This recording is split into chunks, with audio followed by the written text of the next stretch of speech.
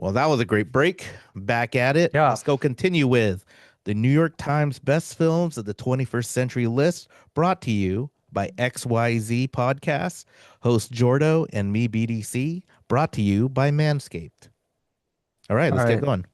Thanks for that introduction, VDC. All right. Number five, next on the list, we have a movie that won Best Picture. You said you already looked at the list, so I'm going to assume you Yeah, know so Moonlight, is this that, one. let me see if I can remember is that the one with the African American male with like the multiple colors on the poster?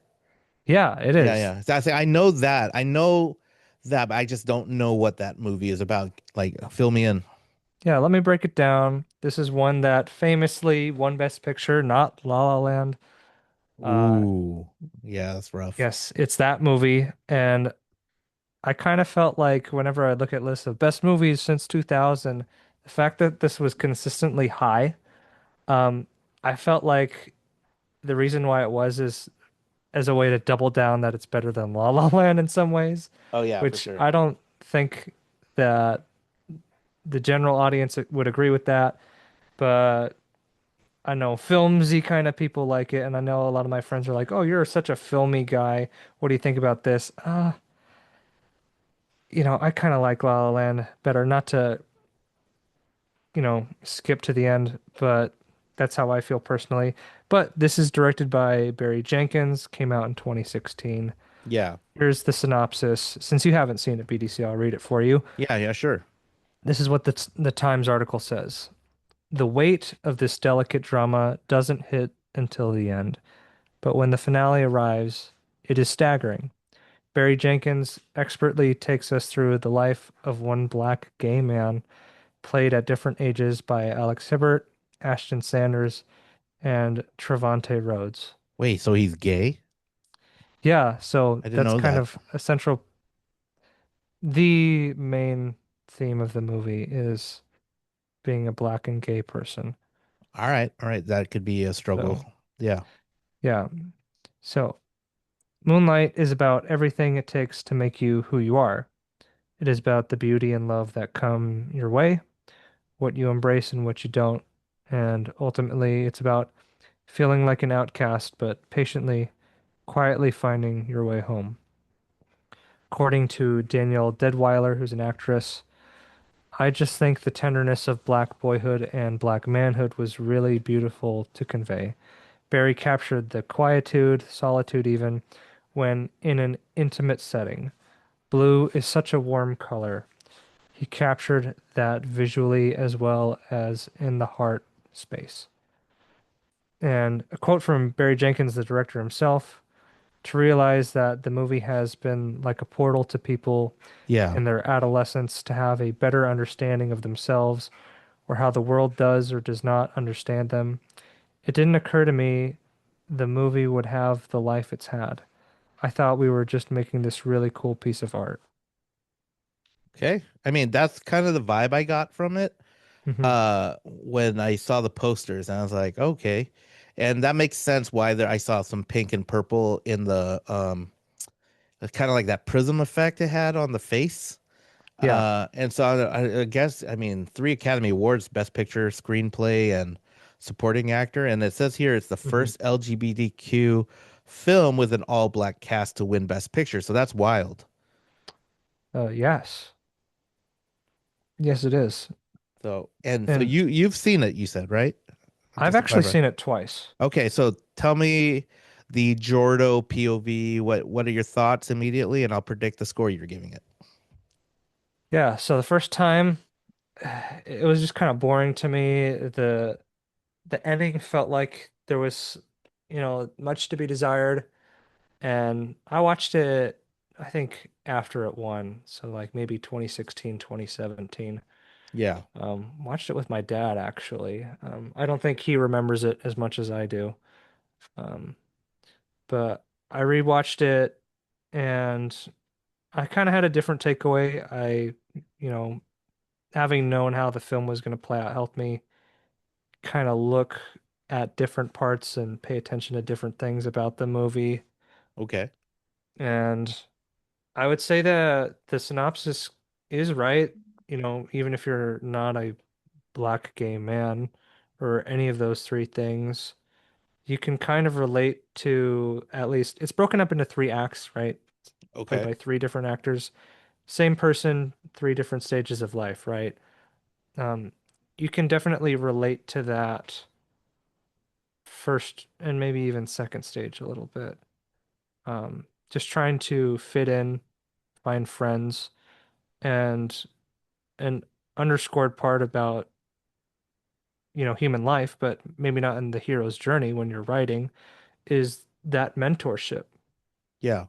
What older people in your life that have been through it are going to guide you through life, help you figure yourself out? What assistance are you going to get? Or are you going to have people in your life that kind of steer you off course? Um, and so it juggles that as well, which is probably why Mahershala Ali won Yeah. Best Supporting Actor. He kind of does a good job at being kind of that mirror and mentor for Lil is the I guess the name of the kid Is at that one point in his life. the guy from Blue Book or the Green Book? Green Book, yeah. And then also could be Blade? Could be Blade. Yeah. Yeah, so second time the ending kind of hits harder. You I don't want to necessarily spoil it, but it's not really like a spoiler. Just you see the kid has a tough upbringing. Mahershala Ali's character is kind of in some bad stuff. Takes place in Florida, I want to say. It says In here the Miami, right? Yeah, so kind of live right on the beach too. There's some beautiful shots Yeah. of the beach, especially at night and with the water that are super cool. I think the imagery of water and the color blue and the night sky and the moonlight are all done a lot better. I think catching on to that motif was another thing I noticed. Mm-hmm. Second time viewing, just the way it plays with water and the metaphor there. But it's kind of sad. Like you tell yourself, I don't want to be like that as an adult, and then you kind of do become that person, and it's just kind of sad because there's not always that way out for people, Mm-hmm. and that's That's kind of true. something the main character has to deal with. And that's not something that has anything to do with being gay or sexuality. That has everything to do with being a human being, Word. especially like look at the economy now, right? Yeah. How many people are moving back in with their parents? Like Yeah, exactly. Um, so based on that, I'm getting a vibe of an 8. dead on. Oh yeah. 8 out of 10 for me. Yeah. Yeah, and that's the thing. It's like it's kind of funny how the movies so far we've gone through 5 of them and they all have some sort of like bleak sadness, Hmm. um like something like I guess because a good movie is the one that makes you feel human emotions as you're watching, so I get it. Strong emotions. Yeah, yeah. Yeah. So, and based on that analysis, what's the likelihood you'd be interested or will want to watch it? I'm actually kind of interested. I mean, the poster alone, I remember seeing that poster all over the place on the internet and maybe in one of the small theaters in the area. It was interesting to me. I just didn't know what it was about, but I did see them win at the Oscars, and that kind of Mhm. made me interested. It's like, how do you beat La La Land? And I Right. love La La Land. Yeah, it's a good movie. I will say my main peeve is that one, it beat La La Land, Mm-hmm. which I like better and I think is a fantastic movie. Mm-hmm. And so because that you kind of have reservations against a movie that you feel like is overrated, Yeah. but it's still pretty good. Um, Okay. maybe Respectable. maybe maybe deserves to be in the 90s. Yeah. Um, I would But say. but you gonna stick with the 8? But yeah, I would say as a movie, it's an 8 out of 10 All for right, me. cool. Still pretty Let's good. put that on the record. Right. The Jordo score of 8. Yeah. Now at number 6, we have Speaking of bleak, oh, No Country for Old Men by Joel and Ethan Cohen. This came out in 2007, let's and I'm a, pause. Let's take a look at the movies that have come out in 2007 so far. is that a big year? I mean, you have There Will Be Blood, No Country for Old Men. That's two movies now from that Okay, year that we have looked at, two of my favorites. Yes. right? I mean, in hindsight, it's kind of an impressive year, just to note. I was 27 years old around that time. So it was a good late 20s. Yeah. My daughter was born, first child. So I had a lot of cool movie. I think Netflix was still a mail-in where Yep. yeah, and that was a lot of fun Yeah. getting movies in the mail. And this one beat out There Will Be Blood for Best Picture at the Oscars. Whew, yeah. So Let's see. I'll let you take it and then I'll read the Ooh, synopsis. yeah. Well, let me look at a couple of these other movies that came out that I remember going to Hollywood Video and buying some of these on VHS or and DVDs. There was Atonement came out that year. Ratatouille, Michael Clayton, which I'm a big fan of. I think two of Uh, those are on the list as well. yeah, Juno, great film. I've never seen Zodiac, That's but another movie that's on the list. I do love David Fincher. Into the Wild, love that film. The Assassination of Jesse James, I just remember just wanting to watch because Brad Pitt was on it. Eastern Hmm. Promises by Dave Cronenberg. And then what's this? Persepolis. And then let's see, the commercial hits that might not be on this list Hmm. were Transformers, the first one with Oh Michael yeah. Bay, Spider-Man 3, Sam Raimi, Order of the Phoenix by with Harry Potter, Pirates of the Caribbean at World's End, directed by Gore Verbinski, I Am Legend, 300, The Bourne Ultimatum, and Shrek the Third. Yeah. So it's a big What? year. That's a very healthy Hollywood that year. All right, so let me dive into the synopsis. For those that haven't Yeah. seen this one, Okay. I'll say caveat, not the biggest Coen Brothers fan, but this is probably my favorite of theirs. Mm-hmm. I give it respect. So here we go. What's the most you... Oh, sorry. Let me say it in the voice. What's the most you ever lost in a coin toss? The menacing hitman Anton Chigurh, played by Javier Bardem, does a phenomenal job, asks a Amazing. gas station owner who didn't realize he was going to gamble with death that day. Chigurh verges on superhuman as he stalks through this neo-Western crime thriller that the Coen brothers adapted from Cormac McCarthy's blood-soaked novel about violence and fate. Long stretches have no music or dialogue. It's just men working hard not to die. But as one character puts it, you can't stop what's coming. According to Brian Cox, again, the actor, it's the Coen brothers at their best. They're sort of daring and they're pushing the envelope all the time with the amazing character played by Javier Bardem. So that's Love the it. synopsis. So many great actors in this film. And And you've you seen this? Oh yeah.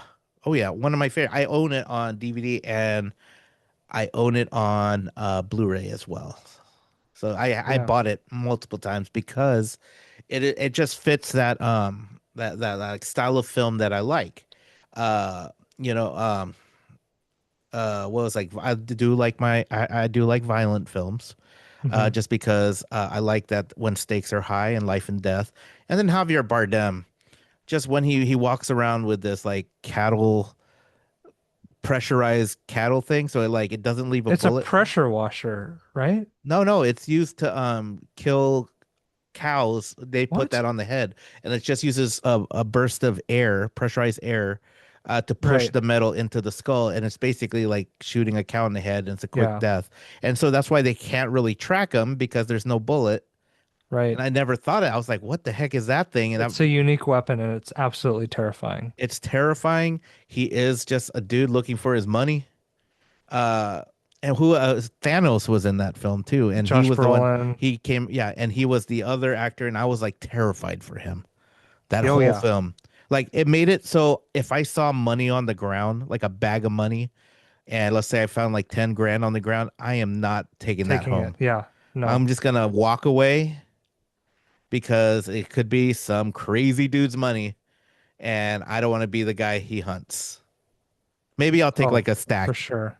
Maybe I'll just take like one stack and then I'll Yeah, leave. right. Just take a stack. Yeah, no one will notice. Yeah, but I think this guy, just from his character, he would get all the money and then some. Yeah. No, He noticed something missing. So, it was pure psych or a sociopath. Yes. Just Uh, like he just kind of, I mean, to put the fate of people's lives on chance is just so exciting, anyways. And we get that with yeah, Two-Face in the Batman movies, and right. but this is just it felt so real. And the way the Coen brothers directed it, I just felt dirty. I felt dusty. I felt nervous when I saw headlights from the distance. Like everything about it. Like there was a scene in the film where Josh Brolin was in the motel and he was like looking for places to hide the money. Oh, that motel scene is so good. Oh, it's so good. And so I do highly recommend it. It is literally a top tier movie. It is very violent, but it's very real. It's and I like what you said in the synopsis, like a neo western, and I'm a big fan Yes. of that one. And Quentin Tarantino tends to do that in his films, like in Kill Bill and even Pulp Fiction and was it Django, where he brings back a lot of those tropes from the Yeah. old like spaghetti westerns. Uh, and I really do. I just the sense of fear, the fact that I felt like no one had plot armor, everyone was fair game. I mean, and there was even a part where Javier Bardem's character comes across a kid.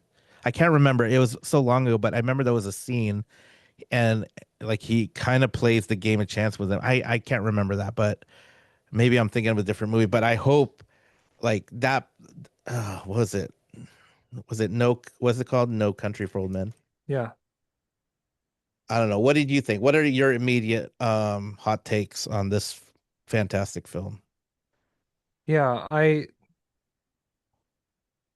would say that it's not a movie that I expected to like. I always looked at the movie poster and I thought that it was kind of creepy.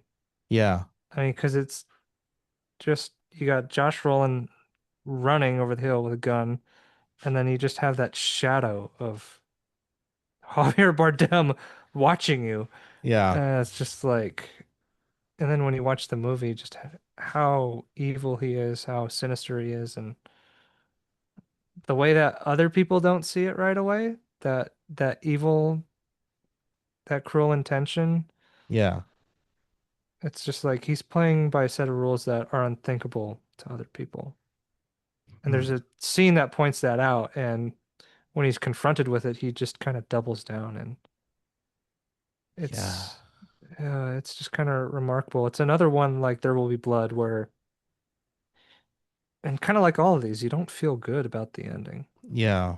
It's not a story of good versus evil. It's a story of life, essentially. Okay, so I'm looking. I think. Oh, okay. So the scene I was thinking of where a couple kids come out and they see Javier Bardem's character like laying on the ground, and he just goes, "Mister, you got a bone sticking out of your arm." And so Oh like, yeah, and then he yeah, just takes his shirt yeah. and So I was just like, "Oh shoot, kids, get away!" But like right. it didn't. But yeah, okay. So that's what I remembered. And I just Yeah. remember as a when I was in my 20s, I was like, oh gosh, what's gonna happen? And plus, Javier Bardem's hairstyle in that film Oh, it's such a bad haircut. is such a bad hair. The comb over, bangs, oh, it was so bad. But it gave him that element of creepiness. I was like, oh, this guy cannot be good. He's unhinged. And he kind of has that like pale, like Transylvania look. Oh, like a vampire ghost. Yeah. Yeah. So and just he's so psychotic. It's terrifying. One of my favorite movies. Coen Brothers also responsible for was that Fargo? Or I can't remember. What's the other film they Oh yeah, made? Fargo, And is that Big Lebowski? Big Lebowski, that's another one. Yeah. Yeah. Oh brother, where art thou? That's a fantastic film too. That's one of Yeah. my dad's favorite films. I Oh, and that think came out in 2000. So maybe it makes the list. I don't know. We'll see. I think the Coen brothers have 3 or 4 movies on this list, actually. Oh, they made True Grit. I love that one too. They The remake. remade True Grit. Oh, and they did Intolerable Cruelty. Oh man, this is how did I don't know. wait, what's their net worth? Because they were killing it Oh with wait, their style. sorry. What's your score? We got to share our scores and then Oh, we'll 10. 10 for you. This is an Yeah. 8 for me. Okay, So so 9. the combined score. XYZ 9.0, right? Yeah. I that works. Okay. That sounds like a good nine. All right. I'm gonna go read off number seven Ooh, is another kind of sad one, but probably of the ones we've talked about the most optimistic visually is creative. yes. Starring comedian, but not Adam Sandler, Eternal Sunshine of the Spotless Mind, directed by Michael Gondry, came out in 2004. Have you seen this movie? Yes, I have. I have it on All DVD. right. And if I remember correctly, it's is it who's the girl? Scarlett? Who's the Kate Winslet. Kate Yeah. Winslet. Yeah. Let Yes. me read the synopsis real Yeah, go quick. It's for it. short. Sometimes a movie comes along that is so wildly inventive and wonderfully strange, you wonder if you dreamed it. Directed by Michael Gondry from a screenplay by Charlie Kaufman. This dream ventures far beyond its rom-com center. Kate Winslet and Jim Carrey play a broken up couple who opt to get memories of their relationship erased. The movie, equal parts playful and gutting, emphasizes how strongly such memories, even terrible ones, shape us. Quote by Dennis Lehane, the author. It's really smart, it's deeply moving, and it's funny. You can get all of those three, which is rare. It's very much about how love finds a way. And I don't mean that in the sunny Hallmark way. I mean that in the messy, sometimes destructive, sometimes self-destructive way. Hmm. And There you go. so I was 24 when I saw this. I did love Kate Winslet's blue hair. I thought it was very punk rock and multiple colored hair in the film. Um, it took me a while. Like I was like, oh, this is kind of weird. Everything about this is weird, but it did a good job of portraying uh like a failed relationship and also trying to learn that hey, not everything was bad, so you don't have to hate everything or forget everything because it truly is the experiences that you have together is kind of how it shapes you moving forward. And I see that it won Academy Award for Best Original Screenplay, which it was definitely original. When I saw, I was like, what, early 2000s? I was like, wow, they're like thinking way outside the box. Lots of colors. uh Jim Carrey in a somewhat serious but still kind of had Jim Carrey's personality in a sense. Uh and it kind of gave me the same vibes as the two other films that I really love. And I kind of love the vibe of that is Lost in Translation. And I think that's the one. Is that the one with Scarlett Johansson? With Yes. Bill Murray? And I love Yeah. that where Okay. like yeah, and then it gave me the same I got the same vibes as Joaquin Phoenix in Her. Oh, Yeah, just kind of like because he's going through a breakup with someone he was in love with, but then he needed an AI to like replace this woman that right. he, yeah. So it's like that kind of stuff, like that look into self, look into the relationship that's now gone, uh, the hurt of remembering, but then also the hurt of forgetting, Hmm. because there's some good moments. I know it's just, yeah, it's a great film. I wouldn't say it is like the greatest film. I'm kind of shocked that it's in the top 10, but Right. I do think it's worthy of being in the top 25. But I'm not sure if it's a top 10 film, but I 100% respect it. Hmm. Yeah, I think that's all fair. I kind of have to agree with you. It's not one of my all-time favorites. Um, it is kind of weird. Yeah. I broke it down in kind of a movie group that I'm a part of, just kind of exploring the themes and to say more, say the stuff that I want to say would be to spoil how the movie turns out. Yeah. But I think again, the synopsis does a really good job of describing it. It's that messy kind of love, Yes. and Love it's is messy. also a sci-fi movie. Yeah. Yeah. Because Makes it the like the pro bizarre, yeah, the isn't like the process of forgetting, isn't that a like a system? right? Yeah.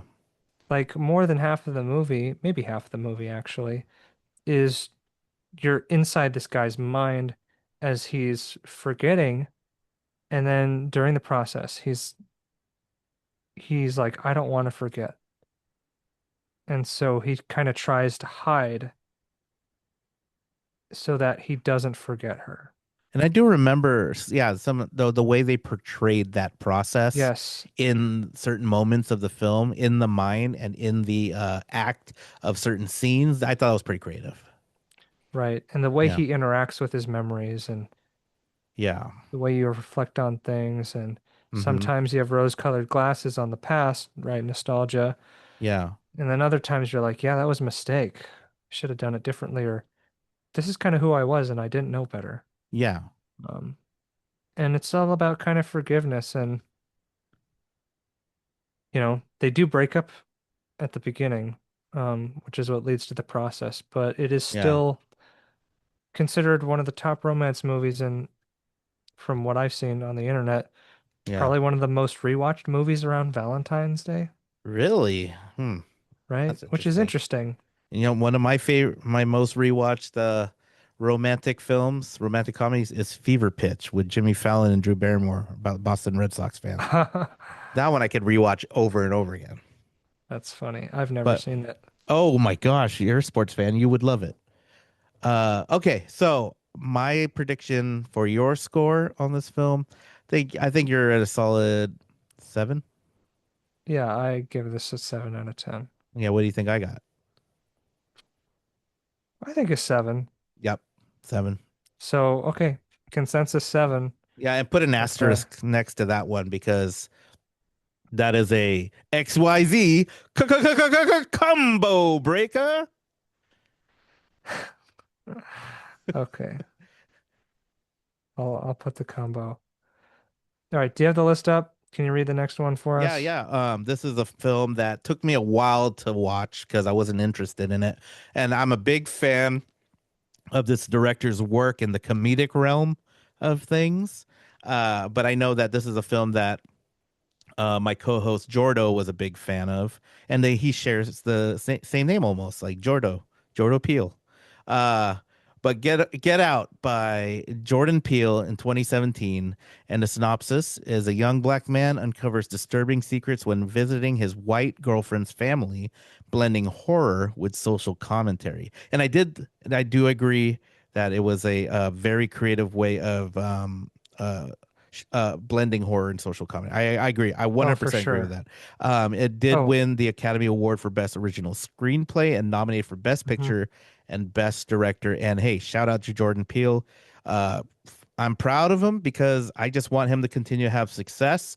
And he's really found a niche in the movie industry where he feels comfortable. But then also, man, he is so funny. Right. And I would say, having watched this movie, it has parts that are genuinely funny. Like they fit the Oh Jordan no, Peele for vibe, sure, for sure. but also just kind of creepy. And there was an interview I saw where he's like, if you think about it, horror and comedy, the only difference is the music. And that's Yeah, how he views it. yeah, I remember him saying that. That was pretty cool. Yeah. All right. So here's what the Times has to say. It's very short. So when Yeah, Chris, played by Daniel Kaluuya, the hero of Jordan Peele's Freak Out, visits his white girlfriend's parents, it's obvious that something is off. Her mother is weirdly watchful, her father embarrassingly obsequious. Chris soon discovers that the family and their friends are modern day slavers, transplanting white brains into black bodies. A little bit of a spoiler, but I think it's kind of worth I mentioning. think if you're listening to us talk about this list, I'm assuming you've seen a lot of these films. So I'm hoping so. yeah, Or I'm hoping at least Get Out. I feel like that's a lot more newer, modern, yeah, more people have seen it. With mordant wit, great timing, and superb control, Peele making a terrific directorial debut, Marshall's genre conventions for a movie that's at once an electrifying thriller about the horrors of white supremacy and an unsparing send-up of a post-racial America. dude, great film.